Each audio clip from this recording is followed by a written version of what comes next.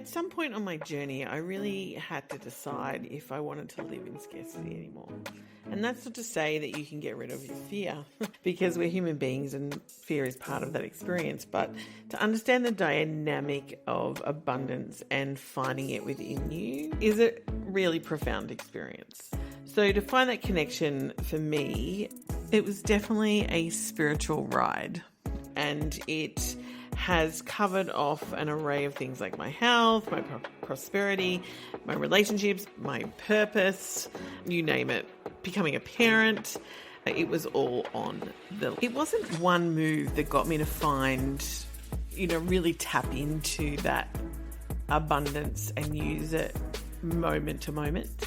I think it's built up over time, understanding duality and really using that muscle, the energetic muscle, to tap into it and move from that place. Wasn't one place, wasn't one thing. And everybody's story is different. So I've called upon some friends and abundance experts I know and love and to support us along our journey, because by no means am I finished. And I think that's part of the reason I started this podcast. And so I welcome you. Hello, beautiful souls. Welcome to Your Abundance Podcast. It's a space for you to expand your abundance. I'm Eiran Trethowan, your host and your guide on this transformative journey. And I'm thrilled to have you co-creating this podcast with me.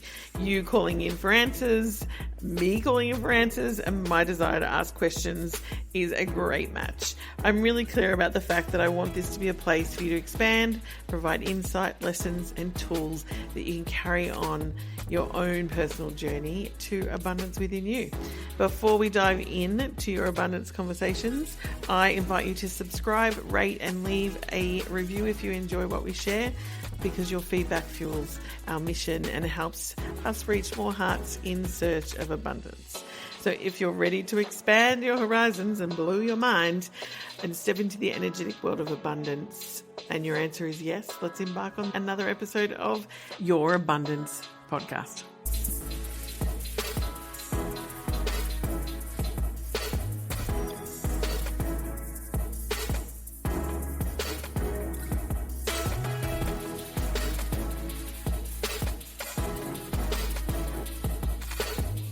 And now a word from our partners.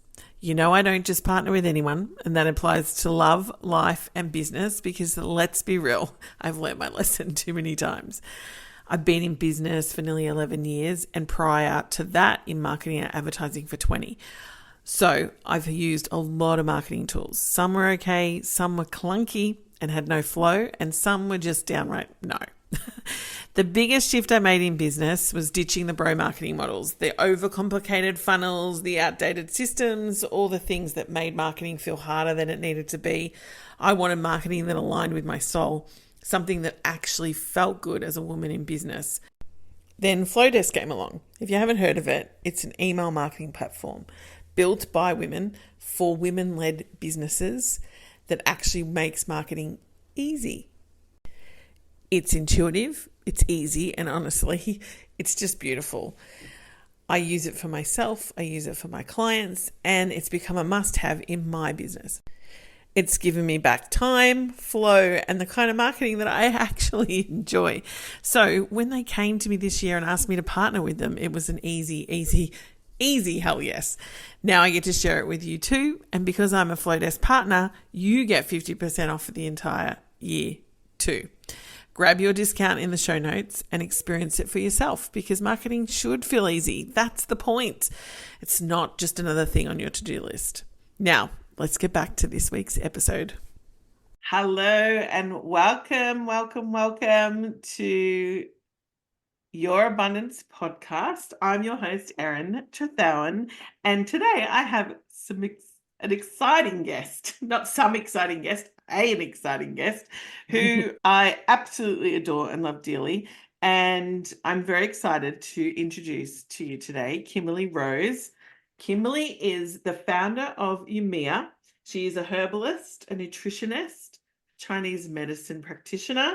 She works with flower essences, and she's a coach and intuitive, just to tick some more boxes in her world.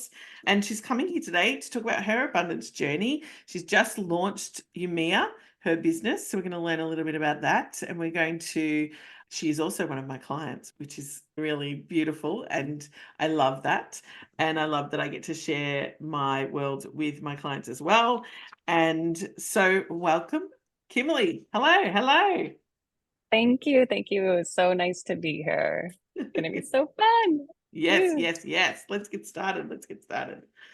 So, welcome to Your Abundance podcast, because your abundance is literally why we're all here. We're here to create a better world, a better universe, and to live abundantly ourselves. And so, I want to ask you to straight up, I usually ask a little bit about your journey and how you got here and what your abundance journey has been like personally.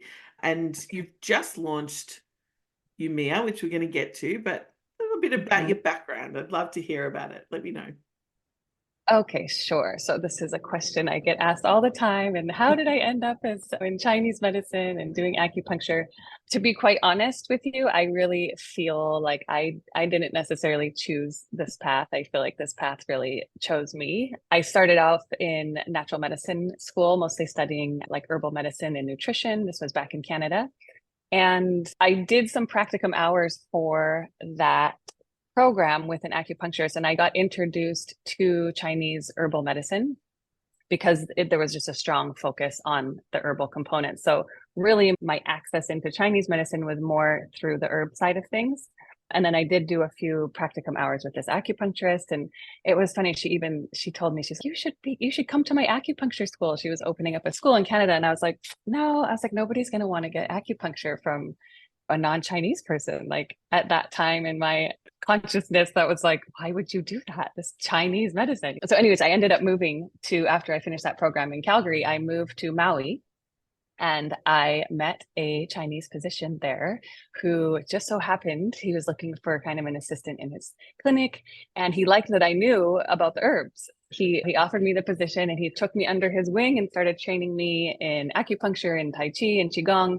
And I started seeing patients that would come to his clinic that sometimes were given 6 months to live and told from Western med community that there was not anything left that they could do. And a year and a half later, 2 years later, these people are still coming and their lives have turned around. It's like, this is incredible. So I did stay in Maui. I worked with him for about 2.5 years. And then I just decided I needed to go and do this for myself. And I got my master's degree on Oahu. So got to stay in Hawaii, a different island. Yeah. And yeah, I just never really looked back. And it's been definitely one of the best decisions I've ever made, and has opened up this abundance of like travel, of meeting all different walks of life, and just doing my soul's calling of just being of service and just helping in any way I can for the people that I cross paths with. Yeah. Did you have health yourself, like health issues yourself at all in your journey, or was it just more that you were introduced to it in this way? Yeah, knock on wood, I've actually had a pretty clean bill of health for sure, which I feel very grateful for. My dad's a psychologist, and there's a number of doctors in my family. So I always knew since I was little that I wanted to be some sort of doctor. I was a bit of a hippie growing up, so I was really into herbs and more natural remedies. So I really didn't want to go down the Western med path of prescription and surgery. That just really, I feel like I've always known don't get me wrong. I thank God we have those things. And of course, there's a time and place for them. But I think for the majority of lifestyle and these kind of chronic debilitating diseases that we're seeing more and more of, there's just so many better options than I take agree this with pill that. for the rest of your life. Yeah. Western medicine has a place. Everything has a place. I think my first Chinese medicine practitioner taught me that in conversation about, yes, sometimes you need to take the Panadol kind of thing. Yeah. And yeah. And so it was because you can get an aversion to the different sides of the coin, and really they're all inclusive. You need them all of the time. I think a lot of my health practitioners over the years, one of the major ones, he was a GP and a Chinese medicine practitioner. So he was both. Brilliant. And it's that combination, I think, as well as understanding that sometimes the Western isn't going to the root cause. It's just, we need to get rid of this, or we need to cut this open, or we need to, it's like solving it, already gone, it's gone through. Whereas a lot of the other stuff goes back into, where did this begin and how did it, and it's energy focused, and there's a lot of other aspects, which I think for any kind of health recovery, to be honest, because I personally have had those journeys myself, that you do need to have more than one option a lot of the time. Yes, absolutely. And it does take a few things to do the one job. Yeah. Which is amazing. And so how long have you been that Chinese medicine practitioner for? I graduated 2014, so 10 years as a licensed practitioner, but you start training obviously right off the get-go. And years. I think I've got friends and I've had clients previously who are years and years training in Chinese medicine. So the reason I asked that question was just a bit of a strange. You're probably like, why is she asking me that? Well, it's because your journey as the practitioner, I feel like UMIYA, it's pronounced UMIYA, and it's spelled UMIYA. Everyone who's listening was born from this, like from your learnings of Chinese medicine. And you've recently launched it. It's been in the making though for those 10 years, I would say. Yes. Probably longer than the 10 years. Longer than that. Yeah. It's been and I work with soul-led business entrepreneurs, and so I can very much say that I know that it's something that was coming out of you no matter what, and it was just shifting a few things out of the way to get that launch to. So I was working, and I still am. It's something that I will eventually put out there on a book around menopause for women from a Chinese medicine perspective. So required. So menopause is not, how do you make menopause sound nice? So I was just put the word peri in front of it. So I was looking for a unique sort of title for this book. And I was playing around with AI, and because they come up with these really cool names. And I don't know why, when I saw the word UMIYA, I was like, something in my body was like, I loved the way it looked. I loved the way it sounded. And me, with my G Center authority in human design, but I knew I did try to play with it for my menopause book title. And then it just shifted, and it was like, no, this is going to be like my business. And it's actually an acronym, the UMIYA. So the U stands for unite, the M stands for magnetize, the I is inspire, the Y is yin, and the A is awaken. So those are like these 5 words to me that really represented. I wanted something that tied in like the feminine energetics and just this whole, those words came first. And then I was on a boat ride I'm living in Bali now. I was in North Bali, and I was on a boat, and I was in Canada. I was sitting on the edge of the boat. You know, you can go up to the center, and I just had my legs dangling, and it was just this stunning day. And I was like, how can I fit this UMIYA into the 5 elements of Chinese medicine? And it was like this kind of shape, like dropped. It's so weird. You understand energy, so you probably know what I'm saying, but it just spiraled down and in, and it was like, how did I not see this before? So the unite is about the heart, and uniting the heart in Chinese medicine is like the seat of your Shen and your spirit, and about like joy and emotional balance. And for me, uniting with that part of yourself and your heart and your deepest calling is really where the journey needs to begin. And then from there, we move on to the earth. I don't know I'm sure you do know the 5 elements, but for the listeners, there's a generating cycle that happens. So from fire, we go to earth, which is magnetize, which is about magnetizing definitely like the elements of the food and nutrition out of the food, but also magnetizing the life that you are really drawn to create towards you. And then continuing on in the cycle is the metal element, which is about ruled by the lungs and inspiration. And like in spiritus is to breathe, and to like breathe inspiration into yourself, but then also to inspire others, because this is a journey of community and sisterhood and coming together and keeping people inspired in that way. And then we move on to the water, which is yin, right? Which is stands for yin, and UMIYA, which is all about this like femininity and the fluidity and the hormonal balance and just intuition and really tapping into the more kind of feminine energetics. And then from there, we move on to the wood, which is awaken, which is like that springtime when those buds are like bursting through the soil and you just come awake. And so it's not necessarily a linear progression, because once you go around once, then you can hop back in to unite again, because obviously things are constantly shifting and shaping. So it's more of a spiraling effect that we run through this. So it's like a never ending, beautiful, as is nature. And it's so funny when you were describing it to me just then, but even at the start when you said you were sitting there and this energy kind of came down and all I saw was DNA. Yeah. The spiral of the DNA, and I'm getting goosebumps. Yeah, me too.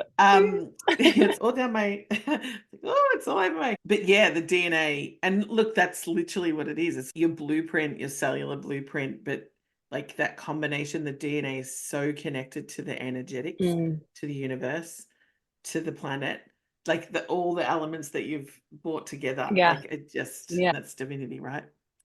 So it's all, and I love the wood aspect. I was like, when you went the water, I was like, oh, me in the water, because I'm a water sign, so I'm the Scorpio. But like all the energies have a place. I think that I love that. So I interrupted a little because I got a bit excited about the DNA, but how did you then move into where that was going? So you've come up with this concept, you've got the energies. Yes, this is actually a big part of where you came in, because I think even when I was looking for you, I was like, I have a big vision and there's so many components that I can add to this and tools. So I also teach meditation and I do different breath work and Qigong, and it's all there and it's all able to be given, but I was getting overwhelmed and stuck in the minutia of just how am I going to bring this down and ground it in a way that I can then deliver it. And to be honest with you, that is still a part of my journey, but I think something else you've really helped you with is just taking the step. It started because it is such a big, like the vision is big, and I love that for you. And it's always the steps to get the bigger vision is really, that's part of the process, the journey, the evolving, the parts that you put out as you move, and the customers that come in the beginning to the ones who come in later. Like it's really a unique and dynamic way. And I think because of my systems thinking, like it just didn't, like I was just like, yeah, that makes sense to me, like how it's going to unfold. So it happens often with people. They're like, I've got an idea, and I'm like, I can see, it's okay, we're good to go. Yeah. So, and that really helped me to be like, okay, this isn't crazy, this is actually doable. And then also looking more into like my human design and projector, and knowing that this lifetime for me is about mastery and mastering this kind of elements of bringing things all together in a way that people can grasp and understand and is tangible, and that can actually work for them and for their own transformation, I think is part of my gift. The first element you're bringing out into the world is fire. Is that correct? Yeah. Unite. Unite. It's funny. Unite is very much about, look, I think that's the transcendent energy we're in, to be honest. Like it's interesting that that's the one you're bringing out first, because I feel like the up level, even my own of recent times, is like I've always worked around being beyond duality, and that is that union energy. But union in the self is the most, like in union with God, like in union with the divine. Like you can easily get caught up in the masculine, feminine idea of this is a couple, or this is the energies of yin and yang coming together. And look, to be honest, yin and yang is earth and heaven. Bringing them together. So that union first almost is the most important, is that oneness. And so tell me more about that and why you chose to bring that out first. So that just makes the most sense to me. So it's interesting because with my clients, I draw out the 5 elements for them, and I always start with fire at the top. Always. I have done. That's how I learned it. But there's other people that don't do that. And I'll see 5 elements and like the woods at the top. And I'm just like, oh, it's totally fine. It doesn't necessarily matter when you come in, but it just, like, in my system, and it just like rattles like, wow, no, it's got like fire's got to be at the top. And I think for me and my journey is like that uniting with my dream and my vision and believing in that and knowing what I can do and looking back and realizing that I've always done that. I remember when I graduated Chinese medicine school, my dad, and I love my dad dearly. And he was like, oh, you got to stay in one place and you got to set up a practice and you can't go off travel. What are you doing going traveling? And I was like, no. And I got a job on cruise ships. It was amazing. I literally traveled the globe. I've like circumnavigated the globe. I don't know how many times. It was the best, most beautiful. And I didn't know that this was even an option when I started Chinese medicine school, that you could get a gig on a cruise ship. And at first I was like, oh, I don't want to work on a cruise ship. And then actually, the more I thought about it, I had a teacher that did it in school. And he was like, actually, it was one of the best things he ever did. And I have to say, for me in my profession, especially coming out of grad school, to get your feet off the ground and have a thriving practice, it can take years. And in the first week, I was like fully booked on this cruise ship. I was like, oh my God. And people know you all over the world. Yeah, I have clients. It's such a really good networking tool.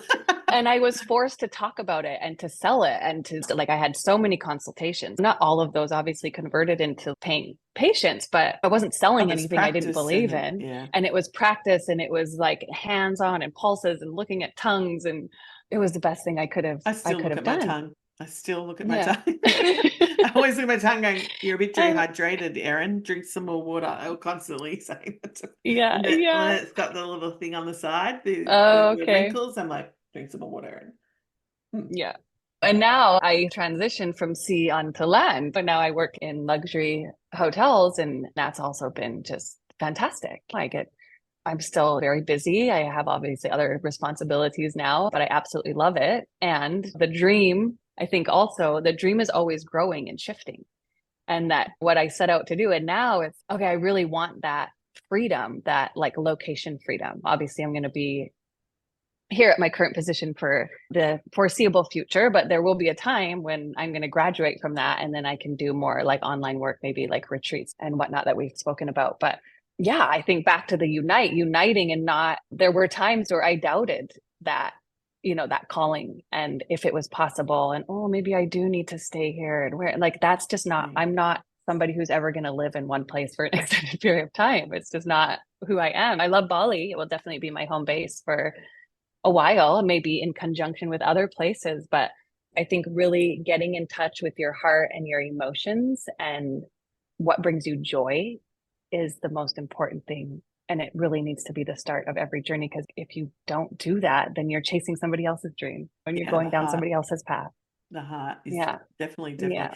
So tell the audience as well, I think that's really important. Like you were talking about doing a chart. So you're reading and you're putting the fire at the top. This is the head of your heart is really your head. The right? star. Leading. So it makes. It's a star. Yeah. Okay. And it makes you went, that's the top and that's the head. And we always talk about the heart being here, but really the heart, if you're letting it lead, it is its own mind. But tell me a little bit more if I was to come to you, and you can use me as an example if you need to. How would that work? Like I come to you, I'm wanting a consult. I want you to vibe me and tell me what's happening. Why would I come to you? So it would be slightly different, obviously, on my online, which is what, most of the audience would be coming to me for, would be, I would have a call with them first and really see what is it that they're wanting to work on in their life. And from there, obviously, I'll know like the direction we want to go. Obviously, I'm not going to be feeling your pulse. I may look at somebody's tongue over Zoom or something just to get an idea for what might be going on. If it's more like health related stuff people are coming to me for, but I'm also seeing more and more people just even at the hotel that are really seeking this more like spiritual guidance. So I might have a look at the human design. I might do like a card reading for them. So really, I think that's where the intuitive aspect comes in, is that what I feel intuitively called to do for the guest, which might be different from guest to guest, is really the avenue that I go down. Yeah. So depending on what presents Really, with the fire exactly. element and Yeah. then where you head. Yeah. So from there, yeah, of course, we would be talking about their goals, their aspirations, what really makes them tick. And some people really don't have those, which is quite sad. And I think we've all had them. We all had them when we were kids. But I just did a post on this on Instagram, is that sometimes those dreams like fall asleep from life happening to us, and we really need to reawaken them. And so we might do some work around that, some journaling prompts to get things going, maybe guided meditation to help reawaken this feeling. Obviously, I think if people are drawn to work with me at all, there's something in them that knows that this is a connection that will benefit them. I think it's similar with your work, that if like people reach out to you, that they might not be consciously aware of it, but that there is that kind of soul connection where it's okay, this person can help me. I literally just did an Instagram live about resonance and turning people pleasing into superpower, is that you resonate.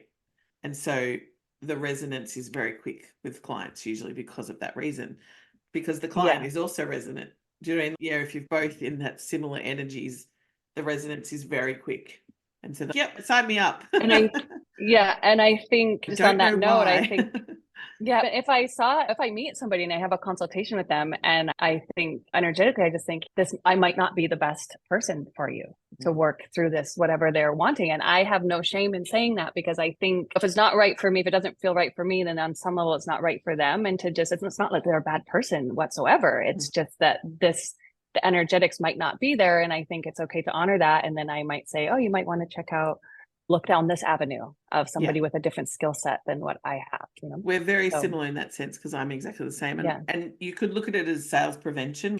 In a sales process, you need to have sales prevention, which is, it actually stops a lot of if you went down the path and not listening to that prevention in energy, you end up with a disgruntled client, and you're also resentful. And there's things that happen that don't need to happen if you're honest and say, actually, I don't think this is the right path for you. Hey, go and talk to Kimberly, or you'd say, go talk to Eiran, or go talk to a different kind of practitioner. Or like in the past, I've had many phone calls when I was used to do in person with people, and I'd be like, I don't think I'm the one for you right now. Like it's something else. So an understanding that's completely okay. And it actually makes the nuance powerful when they are resonant. Do you know what I mean? Like when you and I met, I think we were in a similar group together, and I saw your post. I was like, yeah, I do this. It was just pretty much like my energy was like, yeah, just let you know that I do that. And we're like, yeah, let's make a time. And on the call, we're like, yep, this is good. I'm like, you sure you don't need some more time with your projector time, or do you need any more time? And I'm like, okay, that's good. That you can really tell, because it's soul driven as well. Like pretty much majority of my clients there's a soul resonance. Like that's what you're really tapping into, that level of, hey, we're connected on a level that is not explainable, which is that ineffable thing. Like I always talk about, it's the words, there's no words to say, yeah, we just get it. And we get the energies just happening between us. I think it's very powerful, but it's also just as powerful to say no and say, that's not for you, or that's not the process moving forward, or whatever. And I always feel deeply as well, like you, to suggest, like I'm very rarely would I leave someone hanging going, I'm not for you, see you later, that's it. You know, and like I always get some guidance anyway for them. Like it could be, of course, the next steps that I would see for you if you'd like to take them with this person, or go call this person, or whatever. I think I had a man like end of last year contact me, and I was like, actually, my coach from 7 years ago would be really good for you right now. You know what I mean? It's just one of those random. And I think I do think that there's always, I think as, I don't like the word healer, but as a practitioner, even if we tap in and we're like, okay, this might not be the right fit. I've never been in a situation where it's like, where I haven't known, even if it's something like you just said from 7 years ago, like something will just drop through where I was just like, I know I might not be the one, but I definitely know somebody you could at least try, or an Well, avenue you can at least try, right? it's interesting because you are the one in a way. You're just not the one that they're Sure. signing up and doing the work, or the one that needs Yeah. to tell them, hey, go here. The You know what I mean? signposts. Yeah, it's Yes, like the exactly. Yeah, signposts no, along the that's way. true. So I Yeah. love that. Yeah. I did hear you just slightly say you don't like the word healer. I'd love to just delve a little bit. Like, where does that come from It's, in you? Is that because um, we're not really the healer and it's coming through, or is that? I think because I think healing is it's an inside job and it comes from within oneself. I think people can be like guides for sure.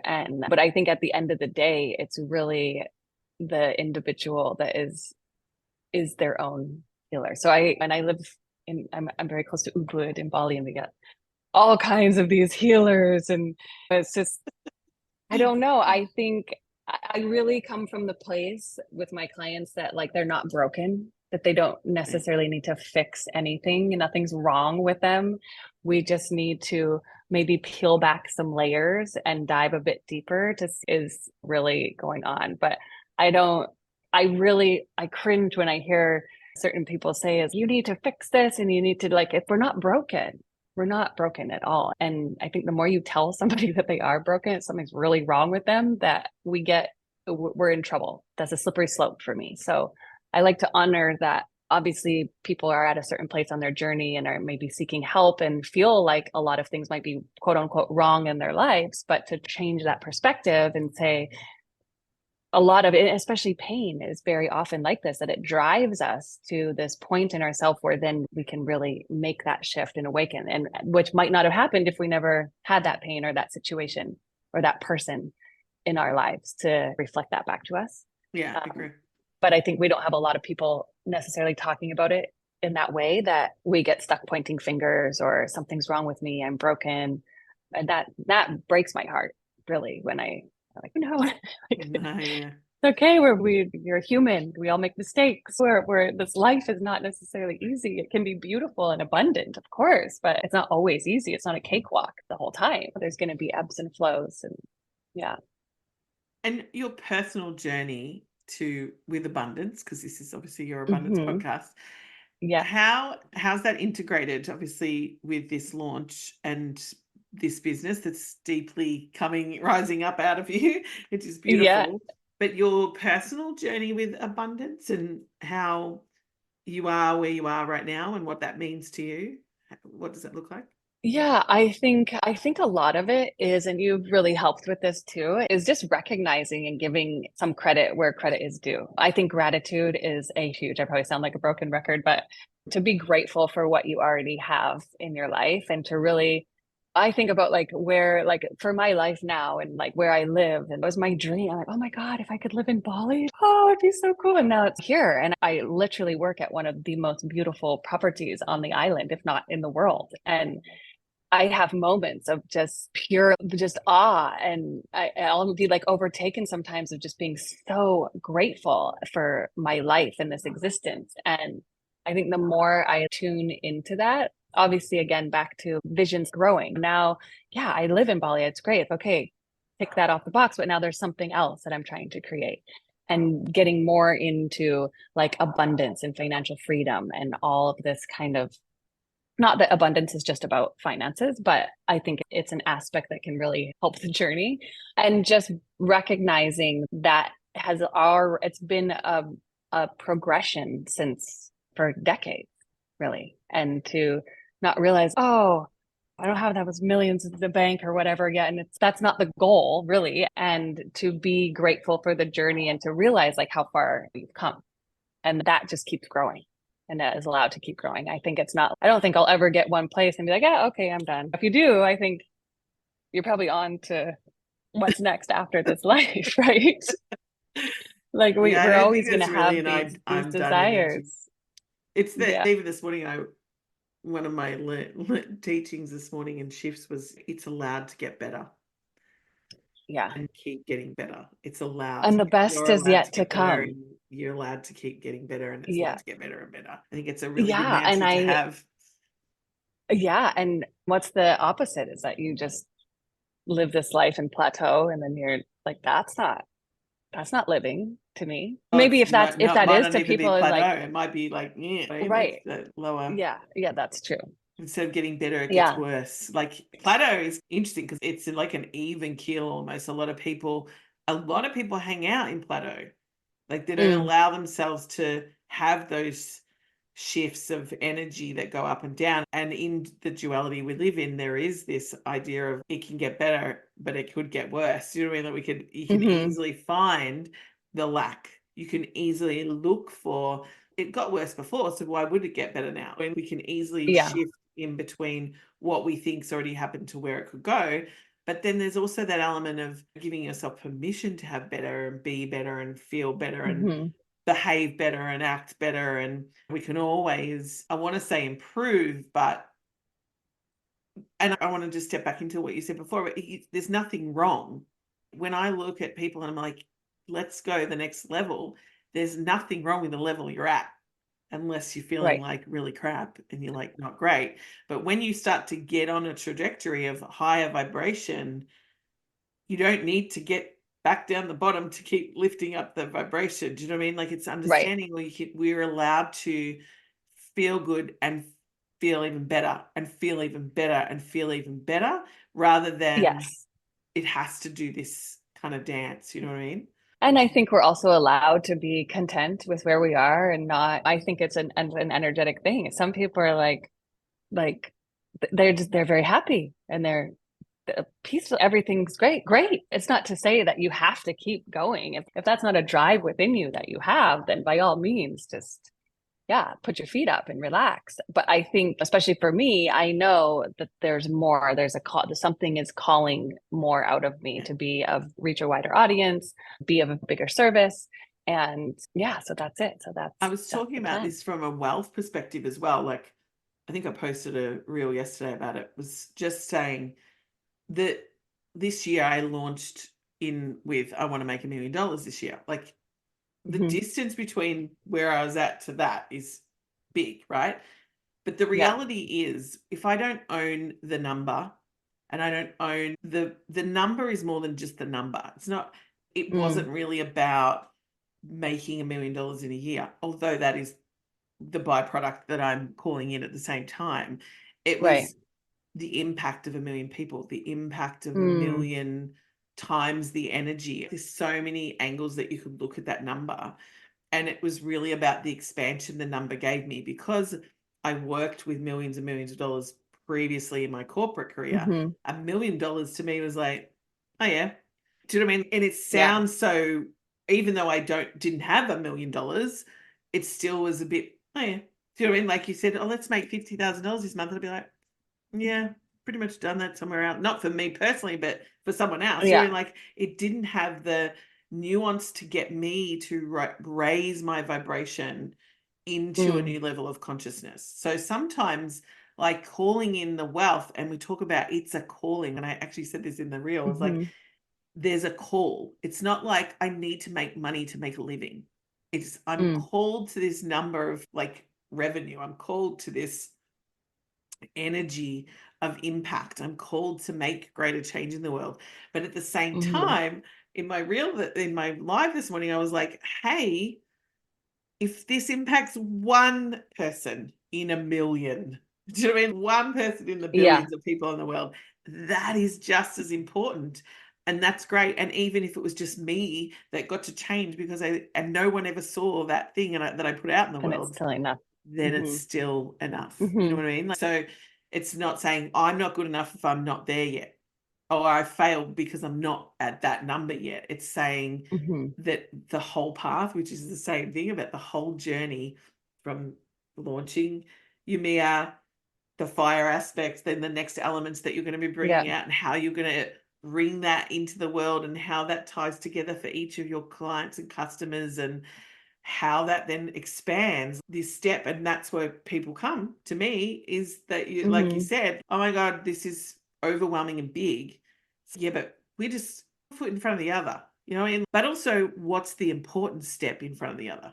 Because and I think getting really clear on the why birth UMIYA in the first place. And my why is to be of service because I want to help And like you said, if that's just one person, then great, it'll have been totally worth it. And I think there is still this programs. I got so hung up. I want to create these programs, and you were just always, the programs will come, and they're coming. They're downloading every day, and So true. I think it's not getting out of it's not, again, because I can be a bit of a perfectionist as well, and getting out of that, I don't have everything done, so therefore I can't even get started. It's no, that was really what was like holding me back, is I can get started. I can put out posts on Instagram, I can get my website, I can start working like one-on-one coaching before I really get these, because the programs are going to be, they're going to be amazing, and they're going to be very, it's going to take a lot of my time, and I'm working on them, but it's not, I can't wait to start helping until these programs are done, because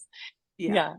And the other thing is, everything, like any child who's born, their birth time is their birth time. It's aligned, no matter what. The business's birth time, it was aligned. So back here would have been shoving you along to certain points to go, actually, the birth time is like on the 1st of July, 2024. Let's go. You know what I mean? Like back in the day, like how it evolves. And I think because the business has a soul, and you have a soul, and the programs have a soul. So I learned that a lot through It's Your Destiny, moving from a program to a membership. Like you were like, oh man, I want to get the programs out. And I was like, it takes time. And I said, but it doesn't. It's still doing the work. Like, I've released the program so many times, and then all the content is now in the membership. Like it's like moving into what it wants to be. I'm the facilitator of it almost. Do you know what I mean? Like, that's what we're bringing those soul things out in the world. There was a question I always heard. I'm trying to think. I can't remember right now who said it, but it was, I think it might have been, funny enough, Elizabeth Gilbert, who wrote Eat, Pray, Love. Right? Yes. She wrote a book called Big Magic, and I think it was in there where she says an idea can come. There's ones that come through you, and you just know you're the one who's bringing it out in the world, and there'll be a love-hate relationship with it also, because there's, you know, the ups and downs and all the things. And there's the grappling of, should I do it? Shouldn't I do it? Like, how do I do it? When do I do it? What should I do? You know, that starts to build momentum, right? But she talks about, and I'm pretty sure it was her, but I may have heard it in other places, ideas come in. Actually, I did hear it somewhere else. There's a guy called Marketing for Hippies, and he says it in this way. He says, she talks about how ideas come in, and like, she was writing this book, and how she wrote all these things about this book, and then put it in a drawer and couldn't write anymore. She's like, I don't really write anymore. I'm really not loving this book anymore. Like, it's not where I want to be. And literally, one of her friends, this acquaintance, associates through her book club, whatever it was, literally picked up the book, but wrote it from where she left off. Do you know what I mean? Wow. Like, energetically, it just happened. There was no conversation. And when they were having a conversation, it was like, oh, this happened. I'm pretty sure that was her. But he says, like, the ideas, and I've taught creatives with this idea as well, that it comes in, and you choose now at this point, do I want to see it in the world? Because you even thinking about an idea brings it into the world. Like, your contribution. It's like when people go, oh, I thought of that, and then someone bought it out. I mean, like, someone did it. Like, they have these really cool pens, and all of a sudden they're like, I thought of this idea for pens, and then someone launched the idea, exactly the same idea. And it's that thing of, not that there's no new idea, but it's the choices that we make around, is this idea, am I called with this idea? Am I called to take it out into the world, or do I just want to see it and it become a reality in the world? And it's such an important distinction to make, because we can get caught up in so many ideas that aren't our ideas. Do you know what I mean? Like, they're not for us to bring out into the world.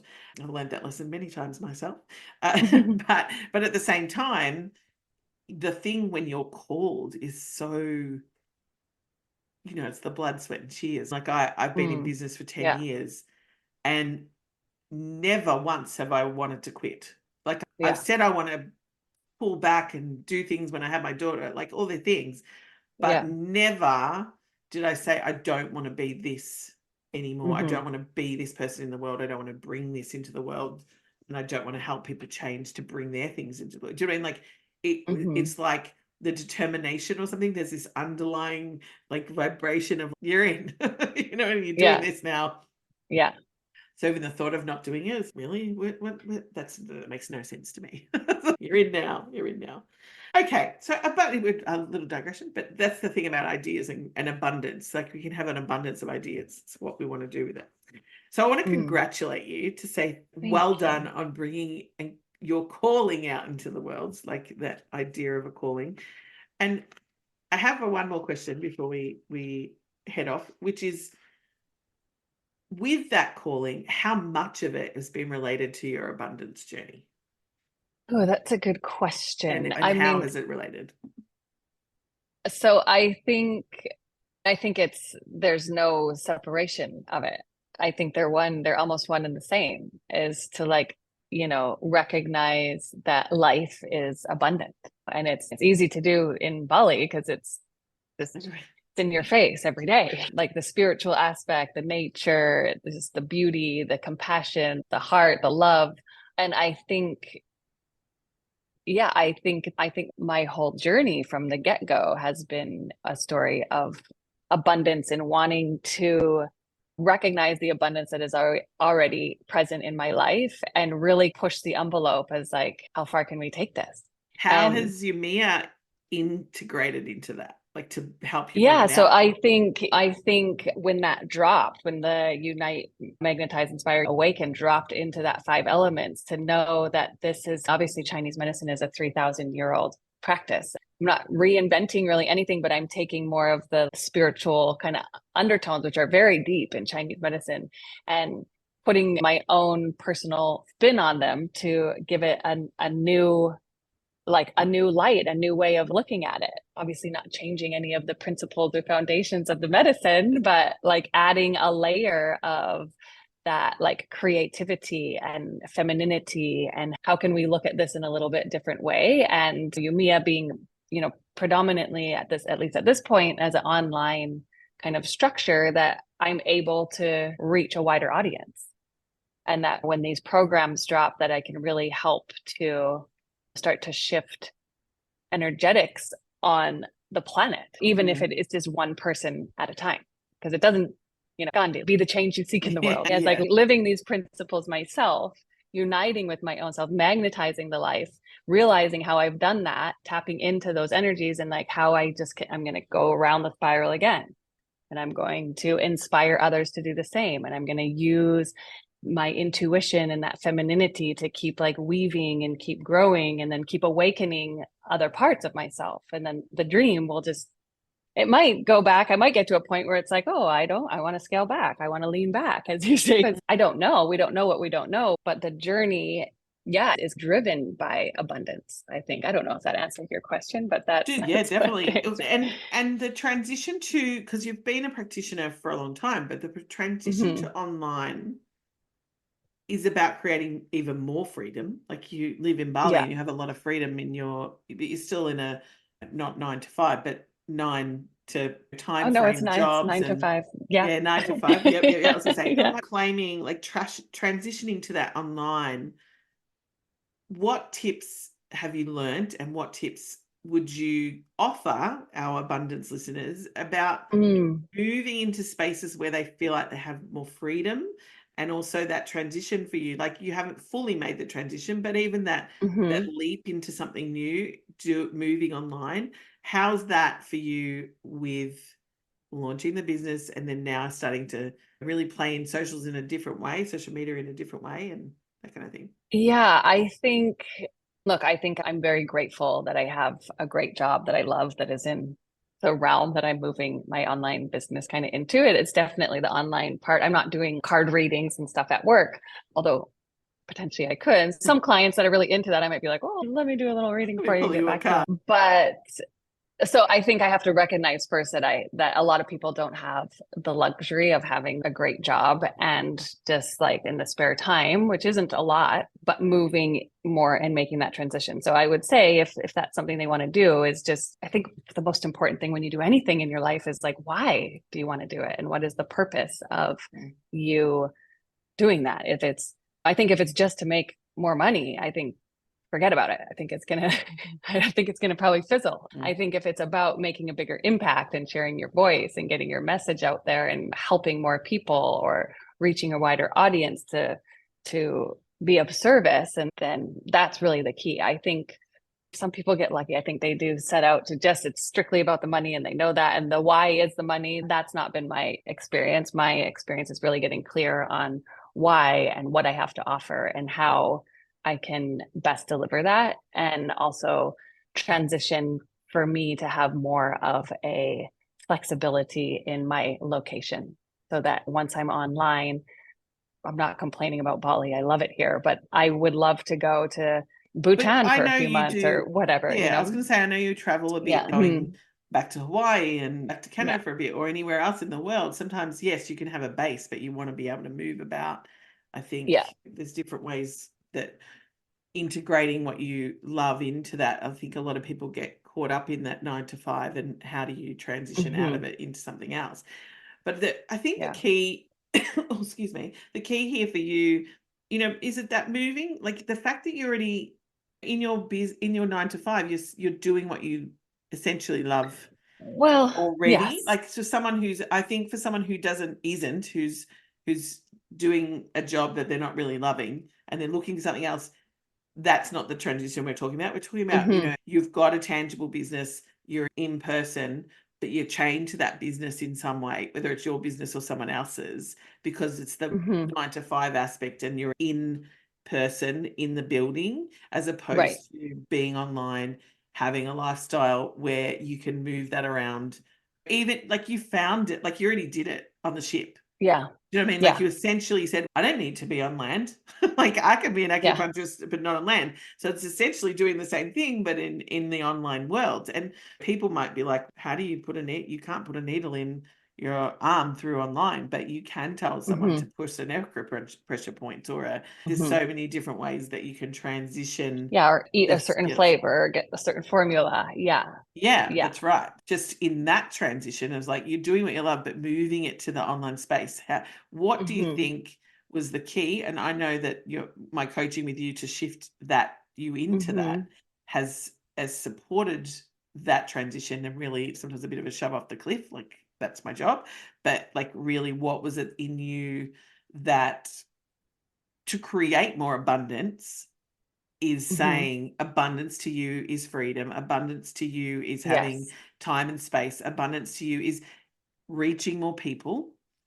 Abundance. Do you know what I mean? That's how these things come about. So it's like, what's your tip with that transition? Because you're still in it and you are transitioning to the full version where you're no longer in your job and you're doing UMIYA full time, but which is completely okay and understanding that journey. But how does that land for you?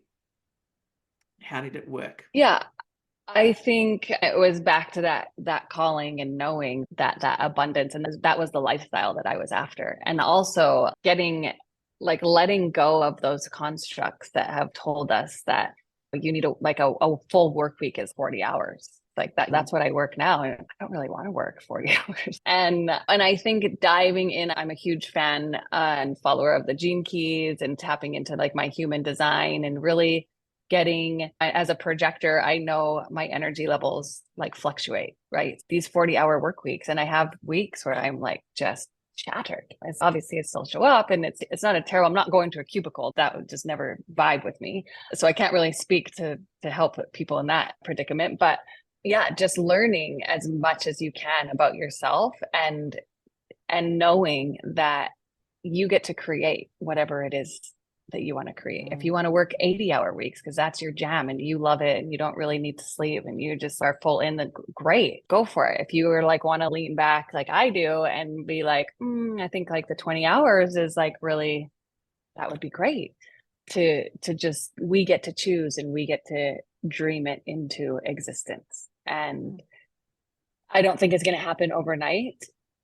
And some people might be, I think there's the stories where it's, I knew it, I quit the job and I just went all in on the online business.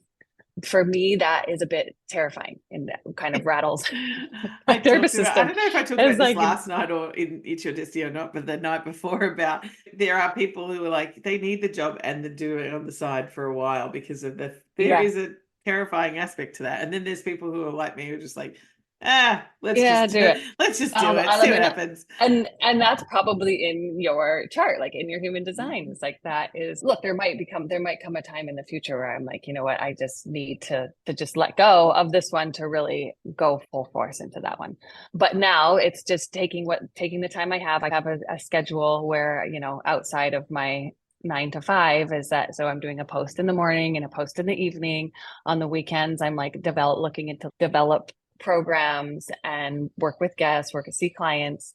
I don't have many coaching spaces available at this point in time just because I am so busy and I want to be very available for the people that are my clients that have hired me as a coach. But it's working really well that I have a handful each month and they trickle through, and some of them staying, some of them have gotten what they needed and have graduated on. So it's been a really beautiful and continues to be a beautiful transition into the space that then I'll be doing that more full time. I'll have more openings. Obviously, the programs will help. That won't require so much of my personal one-to-one time, but it will still offer reach more people at the same time, and it's yeah. different. Yeah, I know with me, like the conversation about, so I'm starting to expand more and taking on more clients again more because my daughter's about to go to school. So being a solo parent, that was I was very available 6 days a week right up until delivering my daughter. That was my energy, and I had to change that when she was born because I had family, but being the sole provider, being the person, I had to, how am I going to make this work but be there? I didn't have her so that I could not be there. Right. So it was right. very much that energy, and it was lots of things going on at the time, but it was really interesting. I got to a point after about 6 months because I was back working after 3, and I was doing 2 things, like consulting as well as coaching. And so I had to be like, oh, I've got to pull these energies back. And it's only now she's 4 that I can actually say, okay, 101's back open. Let's go, people. The space, because before that, I was just like, I haven't got the capacity and space. Not that I didn't have the capacity, because although mum brain is a real thing, it was more about choices, how much time you have. And so sometimes it's not necessarily about not working because you're still using your energy doing something else. Do you know what I mean? Like, it's like, where's your energy and what's your value system at this point in time? And how can we change? What do we need to expand in you to expand to bring more of that abundance in, and how it looks for you, which is why this podcast is called Your Abundance Journey, because it's every person's abundance journey is different. There is a different nuances. There's different desires of what abundance actually means and how you bring it in. And I think too, which you reminded me about, because there was times in our calls that we would have where it was like I was stressing out, and it was like, what? Like, I am not creating this business to be more stressed out. Like, my job gives me enough of that, and certain elements of it is, the whole purpose is to be abundantly free and abundantly calm, and just the energetics of the business. I don't want this program to get released, because people will feel, if it was like, wow, no, like, this is I'm actually just gonna get fun, it out. Come on. And they're like, what? Unite with your heart. Come on, chop. Let's do this. No, it's a journey and it takes time. And I really want what I put out there to be really transformational and beautiful. And it's going to take time, even though the ideas and the information, everything is there. It's like organizing it and branding it and like doing it in the way that is right for me. I'm not saying this is like everybody else's journey. Some people can just throw things out and it's fine. I really want this to land, and I want the energy to be smooth. And to be honest, like thing. I'm like, because as we know, you've launched your social media in the last week or so, and the beauty of it, I just seeing the beauty in it, and I love that. And I think it looks divine.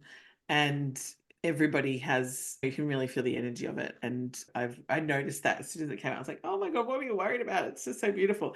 But it was the slowing Yay. down. Do you know what I mean? Because you are Mm, a lot in hustle. This is what I work with a lot. yeah. People are in hustle. We need to move you into a space where you're just moving at your rhythm, your space, you don't have to rush this. There's no rush. Yeah. If you want to rush and just do a leap, yeah, we can quantum leap you straight away. But if you're wanting Yeah. it to, but even that, slowing it down and doing it the way you are is quantum leaping, because I always say you start how you want to end. And if you start your Yes. business in the way you have come out to not live, you will literally run into the fire. So that is huge for me. So I can't thank you enough for your patience and yes, and guidance along the way. So patience and guidance. Thank you. Yeah. Thank you. The art form of coaching, of when to know when to shove someone off the cliff and when not to. It's a thing, I have to tell you, because if you shove them and they're not ready, but they're also, some people are like, hello, like you've been sitting on the cliff for a good year. What the hell? We need to go. Yeah, sure. But I always ask permission. Yeah.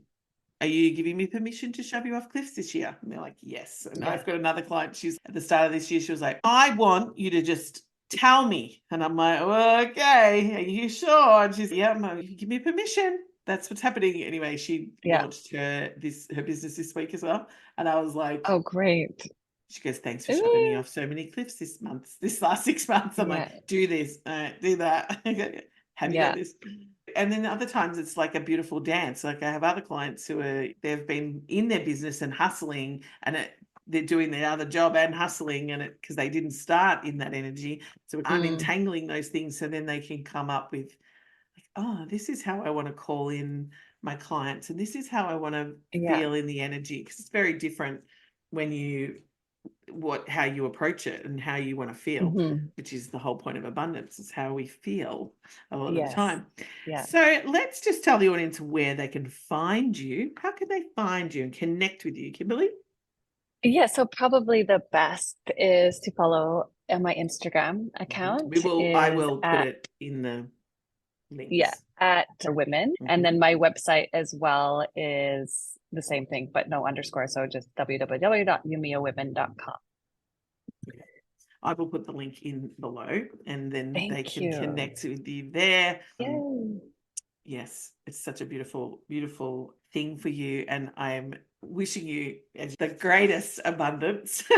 Thank you so much. Yeah, it's so exciting, really. And thank you for joining me today on the podcast. If anyone has any questions, feel free you can DM myself or Kimberly, and we will answer them, and we will help you out, and we will put the links below for everybody. And as always, here's to your abundance, and thank you for listening. If you liked this episode, make sure that you join us in the Your Abundance Podcast Facebook group, where you can continue the conversation. Or you may just want to drop into our DMs and let us know how it landed for you. So thank you. Much appreciated. And I will speak to you. I always say, see you. Thank you, Kimberly, very much. And I look forward to speaking. I would say seeing you all soon, but I always say speaking at the same time. Have a good one. Thank you. Bye. And that wraps up another soul-nourishing episode of Your Abundance Podcast. I hope our time together has left you feeling inspired, enlightened, and ready to embrace the abundance that life has to offer.